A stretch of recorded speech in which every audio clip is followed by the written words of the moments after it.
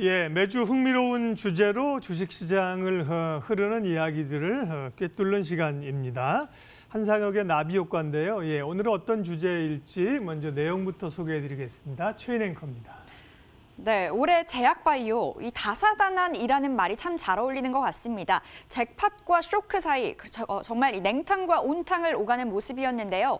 올해 1월에는 유한양행이 대규모 기술 수출에 성공을 하면서 이 산뜻하게 문을 열었습니다. 하지만 그 이후부터 코오롱 생명과학, 신라젠, 강스템 바이오텍 등 여러 이 주요 바이오 업체들의 임상 실패 또 실패로 이 민낯이 드러났습니다. 이와 함께 그만큼 이 제약바이오주들에 대한 투자 심리도 많이 위축이 됐었는데요. 전문가들은 앞으로 이를 반전시킬 이 계기로 1월에 있을 JP모건 헬스케어 컨퍼런스를 꼽고 있는 상황입니다. 자, 그렇다면 JP모건 헬스케어가 과연 뭘까요? JP모건이 주최를 하는 이 헬스케어는 이 초대장을 받은 기업만 참여를 할 수가 있다고 합니다. 이 자리에서는 굉장히 많은 기술 수출과 또 투자 협약 등이 이루어지는 만큼 정말 엄청나게 비싼 초대장이라고 볼 수가 있겠죠. 올해 1월 13일부터 내년 1월 13일부터 16일까지 미국 샌프란시스코에서 열리고요. 총 50개국 1,500개 기업이 참가를 한다고 합니다. 국내에서는 셀트리온, 삼성바이오로직스, 한미약품 등 총 20개 기업이 참여를 한다고 하고요. 여기에서 굉장히 많은 이 투자가 이루어지는 만큼 지금도 주목이 많이 되고 있고요. 또 한편 지난 2015년에는 한미약품이 이 당뇨병 신약 후보 물질에 대해서 이 발표를 했는데 이를 계기로 산오피의 5조 원 규모의 기술 수출에 성공을 하게 됐습니다. 그야말로 대박을 치게 된 거죠. 이를 통해서 제약바이오주들은 연말, 연초 이 JP모건 헬스케어 기대감으로 강세를 보통 보인다고 합니다. 이번에도 이 제약바이오주들이 이 반전 드라마를 쓸 수 있을지, 또 그렇다면 어떤 종목이 반전 드라마의 주인공이 될지 한상혁의 나비효과에서 체크해 보시죠. 예, 유한타증권 파이낸스허브 강남점 한상혁 과장 함께하겠습니다. 어서 오십시오. 네, 안녕하세요. 지난주는 웹툰 얘기했는데 어제 DNC 미디어가 날라갔대요, 그죠? 예. 네. 기다리고 있다가 에너지를 머금고 네. 예, 흥미롭게 지난주도 들었는데 오늘은 이제 바이오 얘기인데요. 예, 모건이 대단합니다. JP모건 알고 계신 것처럼 미국의 투자은행, 우리에겐 증권사잖아요. 네, 다 맞아요. 사람입니다. 사람 이름입니다. 미국은 JP모건, 블룸버그, 무슨 이 다 사람 이름인데요. JP모건 헬스케어 컨퍼런스가 1월에 열리니까 매번 보면 바이오들이 이렇게 그때 좀 관심이 집중되고 주가도 오르고 그러는데 글쎄요. 내년에도 그런 걸 기대해봐도 돼요? 일단은 저는 제약바이오 쪽을 선호하는 제 고객님들한테 예. 개인적으로 이런 말씀을 많이 드리는데 제약바이오 쪽을 매수해야 할 타이밍이 1년에 딱 2번 정도 있다. 네. 한 번은 그 집 나간 며느리도 돌아온다는 고소한 이제 전어 굽는 냄새가 나는 그 시기, 가을쯤. 네. 가을쯤이 제약바이오 업종의 중요한 학회가 다 끝나고 좀 잠잠할 때거든요. 그러다 보니까 사람들 관심이 좀 멀어지는 시기예요. 그 시기에 저가 매수에 한번 담아볼 수 있는 시기다라고 말씀을 드리고 또 한 번은 대주주 양도세 가세 이슈가 불거지는 연말 시즌. 딱 이 시기가 되겠죠. 지금 시기가 되겠죠. 어제도 대주주 양도세 이슈가 마무리가 되었잖아요. 그렇기 때문에 이제 어떻게 보면 지금이 딱 제약바이오 업종에 대한 매수를 고려해 볼 때다라고 좀 말씀을 드리는데요. 요 몇 년간 코스닥 흐름을 보게 된다라고 하면 코스닥 시장이 1월이 전통적으로 상당한 강세를 보여왔었습니다.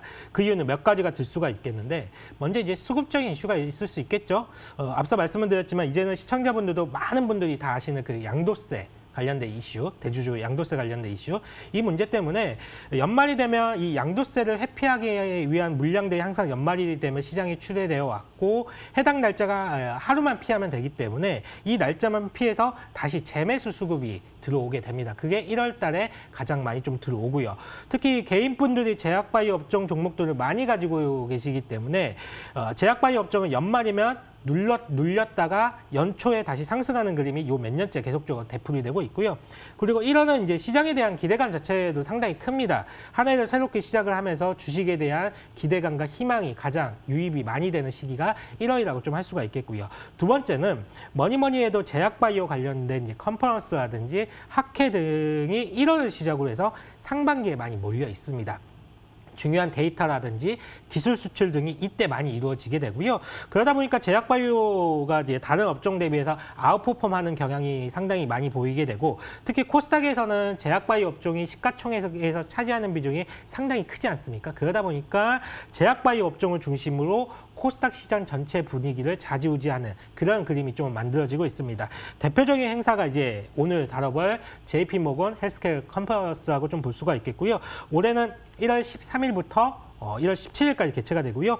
기술 수출 논의와 이제 다국적 제약사와의 미팅이 있는 단연코 헬스케어 업종 내 가장 큰 학회다라고 좀 볼 수가 있겠습니다. 이번 시간에는 이제 JP모건 헬스케어에 참여하는 국내 업체들에 대해서 한번 알아보는 시간을 갖겠고요. 우리 개인 투자자분들이 1월에 나비 효과를 대비하고 나비의 날개짓처럼 훨훨 날아오를 수 있는 종목들을 한번 알아보는 시간을 가져보도록 하겠습니다.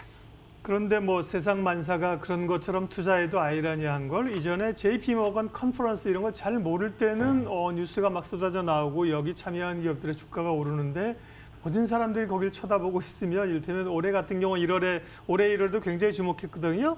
근데 그 올해 같은 경우 그렇게 이제 예를 들면 강세 흐름을 나타내지 않은 것들로 제가 기억이 돼요. 예. 어쨌거나 말씀하신 것처럼 바이오 전반보다 이 컨퍼런스에 참여하는 기업들, 국내 기업들이 어디냐, 이게 또 관심이 있는 거죠. 네, 예. 맞습니다.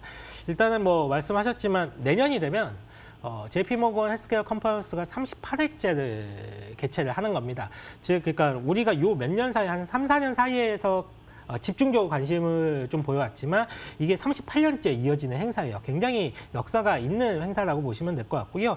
매년 1월 미국에서 개최되는 행사로서 전 세계 헬스케어 기업들과 투자자들이 모여서 제약바이오에 대한 그 현황을 다루는 업종 내 최대 행사입니다. 매년 50개국에서 1,500여 개 기업들이 참가를 하고요. 참가하는 인원만 해도 3만여 명이 넘어갈 것으로 좀 추정을 하고 있습니다. 이 자리에서는 이제 투자자들 대상으로 기업 설명회도 할 수가 있고요. 세일즈 부스에서는 투자자와 1대1 미팅을 진행하면서 굵직굵직한 계약건이 심시찮게 이루어지는 학회입니다. 한 해 글로벌 트렌드를 파악할 수 있는 자리이기도 하고요. 아무래도 1년 동안의 그 성과를, 데이터들을 발표하는 자리다 보니까 어떤 유의미한 지표라든지 데이터가 발표가 됐을 때 그게 한 해의 글로벌 바이오 업종 내 전반적인 트렌드를 파악할 수 있을 수 있거든요. 그렇기 때문에 글로벌 트렌드를 이 자리에서는 한 번에 파악할 수 있는 자리이기도 하고요. 특히 국내 투자자들이 가장 주목하는 행사라고 좀 할 수가 있겠는데, 이 자리에서는 이제 바이오 기업들이 기관 투자자들은 물론이고 향후에 기술 수출 계약 체계로 이루어질 수 있는 비즈니스 파트너들도 많이 만나기 때문에 굉장히 기업들도 신경을 많이 써서 준비를 하고 있습니다. 실제로 아마도 제약바이오 업종의 대세 상승을 보여주었던 해가 2015년이었어요. 2015년에 바로 한미약품이 기술 수출을 이루어지면서 제약바이오 업종 내 대세 상승을 한번 이루었던 해인데요. 한미약품의 기술 수출이 있었던 그 계기가 됐던 게 2015년에 한미약품이 바로 JP모건 헬스케어 컨퍼런스에 참가를 하면서 랩스커버리에 대한 플랫폼에 대해서 소개를 했었습니다. 그리고 그 해에 랩스커버리 기술이 적용된 퀀텀 프로젝트가 산오피의 5조 원 규모의 기술 수출 계약을 체결한 바가 있죠. 즉 JP모건 헬스케어 컨퍼런스에서 이제 한미약품이 이제 우수한 기술이 처음으로 글로벌 시장에 알려지기 시작을 했던 거고, 이게 대규모 기술 수출로 이루어지다 보니까 한국에서도 이 행사에 대해서 상당히 관심을 많이 가지게 됐던 겁니다. 그 이후에 이제 작년 같은 경우에도 유한양행이 그 비소세포 폐암 치료제인 레이저티닙을 JP모건 컨퍼런스에 소개를 했었고요. 그리고 이 기술이 작년에 1조 4천억 원이라는 대형 계약으로 좀 성사가 된 바가 있었습니다. JP모건 헬스케어 컨퍼런스는 임상 초기 단계에 있는 업체들한테는 기술 수출 기회를 좀 제공한다라고 좀 할 수가 있겠고요. 후기 단계에 있는 업체들 같은 경우에는 마케팅, 파트너 혹은 수주 계약, 추가적인 수주 계약을 통해서 그런 부분 기업들을 소개할 수 있는 그런 것을 기대해 볼 수가 있기 때문에 이들 참가업체들의 사업 진행을 미리 알아볼 수가 있고, 이런 기업들에 참가하는 기업들에 대해서 지속적인 관심이 필요할 것 같습니다. 제가 일단 언론에 나와 있는 그리고 제가 알고 있는 2020년 내년도에 참가하는 기업들 이렇게 표와 같이 좀 정리를 해봤고요. 예. 이들 업체를 한번 중심으로 한번 보실 필요가 있겠고, 꽤 많이 있네요. 예. 예, 우리 알만한 기업들 많이 들어가 있네요. 예. 이들 업체 외에도 참가하는 기업들이 있을 겁니다. JP모건 컨퍼런스에는 자발적으로 참가하는 기업들도 있고요. 예. 또는 이제 공식적으로 초청을 받아서 참가하는 기업들도 있는데요. 제가 공식적으로 초청을 받은 기업들을 위주로 한번 표를 만들어봤고요. 아마 이 표 외에도 자발적으로 참가하는 기업들도 상당히 많이 있습니다. 특히 그리고 내년에는 미국에서 대통령 선거가 있지 않습니까? 그렇기 때문에 선거를 앞두고 의약품 약가 인하 정책이라든지 이런 정부 정책들이 상당히 많이 나올 수가 있어요. 그렇기 때문에 내년에는 약가 인하라든지 정부 정책에 대한 상당히 중요성이 강조되는 해이기 때문에 높은 약가를 받을 수 있는, 그리고 정부에서 정책적 지원을 할 수 있는 유전자 치료제라든지 희귀질환 치료제, 이런 업체들한테는 다국적 제약사의 개발 의지, 다국적 제약사들이 상당히 관심을 많이 가질 수가 있기 때문에 이런 쪽을 중심으로 한번 주목을 해볼 필요가 있다라고 좀 생각을 하고 있습니다. 예, 그러면 이제 다음 작업은 이들 바이오 기업 가운데 특별히 좀 주목해 볼 기업을 골라내는 거잖아요. 예, 맞습니다. 네, 어디입니까? 네. 일단은 현재 신약 개발에서 글로벌 트렌드라고 할 수 글로벌 트렌드라고 하면 몇 가지가 있는데요. 첫 번째 이제 항암제 쪽은 이제 많이 시장이 오픈되어 있죠. 그리고 많이 알려져 있죠. 그리고 희귀질환 치료제, 그리고 세포 또는 유전자 치료, 이런 쪽이 상당히 글로벌 쪽으로 많이 관심을 받고 있고요. 최근에는 이제 바이오젠에서 알츠하이머 임상 결과에서 좀 의미 있는 발표를 하면서, 그러면서 이제 중추신경계 관련된 질병에 대해서도 상당히 투자자들의 관심이 높은 상황입니다. 제가 글로벌 트렌드에 이런 부합하는 기업들 중심으로 한번 투자자분들에게 설명을 한번 해볼까 하는데요. 특히 여기서 퍼스트인 클래스인 신약은 좀 특히 주의 깊게 보실 필요가 있습니다. 저는 여기서 유전자 치료제 개발을 진행하고 있는 헬릭스미스를 한번 말씀을 드려볼까 하는데요. 헬릭스미스 같은 경우에는 지난 9월에 VM202에 대한 임상 3상 결과 발표를 했었습니다. 예상과 다르게 약물과 그 위약의 혼용 가능성이 발견됨에 따라서 현재 데이터로만으로는 결과 도출이 좀 불가능하게 나왔는데요. 그리고 이후에 이제 3-1 비상 그 추후에 임상에 대해서는 자체 결과 공시를 했었는데, 여기서는 주평가와 부평가 지표인 12개월 안정성과 유효성 지표 입증에 모두 성공을 하였습니다. 다만 이제 시장에서는 좀 이에 대해서 곱지 않은 시선이 좀 있는 것 같아요. 성공을 발표한 3-1B 임상이 갑자기 나타난 임상이고 자체 결과 발표이다 보니까 믿지 못하겠다라는 좀 시선이 있는 것 같은데요. 근데 이건 사람들이 좀 잘 몰라서 하는 말입니다. 3-1B 임상 역시도 미국 FDA로부터 별도의 임상 시험 승인 과정을 거친 독립적인 두 번째 임상 3상이고요. 그리고 원래 결과 발표는 회사가 자체적으로 합니다. FDA에서 임상 결과를 대신해서 발표해 주지 않아요. 모든 회사들이 본인들이 임상시험을 진행하고 그 결과를 본인들이 직접 발표를 합니다. 그리고 무엇보다도 혼용 때문에 결과 도출이 당장 어려워진 3-1상과 3-1B상 모두 뛰어난 안정성을 확보를 했거든요.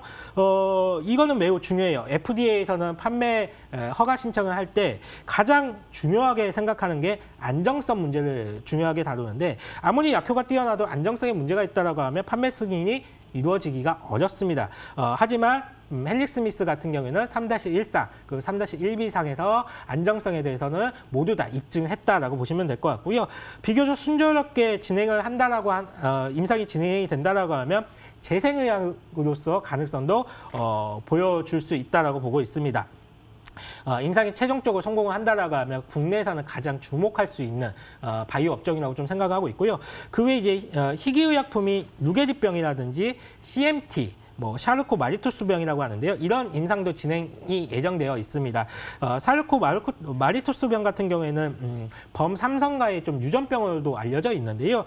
이병철 창업주부터 이제 범삼성가인 CJ의 이미경 부회장도 이 병 때문에 좀 요양 중에 있는 것으로 알려져 있고요. 현재 이재현 회장 역시도 이병을 좀 부회장이죠? 네. 부회장 역시도 저기 CJ 회장이죠. 예, CJ 회장 예. 역시도 이병을 앓고 있는 것으로 네. 좀 알려져 있습니다. 그래서 삼성가에서는 특별히 건강 관리에 힘쓰고 있다는 거는 뭐 이미 많이 알려져 있는 사실이고요. 이와 관련된 임상도 헬릭스미스는 진행을 하고 있기 때문에 임상 시험이 진행되고 결과가 긍정적으로 나올 때마다 주가는 한 번씩 레벨업을 할 것으로 좀 보고 있습니다. 한번 차트 한번 간단하게 보실까요?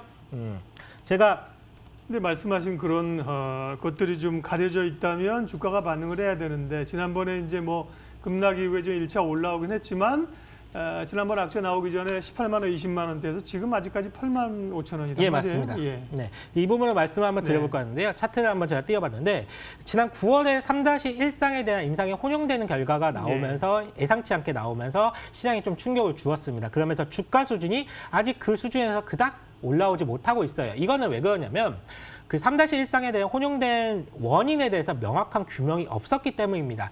하지만 이번 내년 1월 15일까지 해서 3-1상이 혼용된 원인에 대해서 회사 측에서는 정확한 원인 규명을 할 것으로 좀 발표를 했었고요. 이게 정확하게 원인 규명이 된다라고 하면 위약과 진약, 진짜 약의 혼용된 원인 결과가 발표가 된다라고 하면 이런 우려감이 상당 부분 해소가 될 것으로 좀 생각하고 있고 주가 역시도 한번 탄력적으로 한번 움직이지 않을까라고 좀 예상을 하고 있습니다. 주가가 보시면 차트를 보시면 임상을 제대로 결과 도출하지 못한 이후에 주가가 회복된 게 없습니다. 올라간 게 전혀 없기 때문에 이런 부분들을 한번 추후적으로 주가가 올라간 게 없기 때문에 기대할 수 있다라고 좀 볼 수가 있겠고요.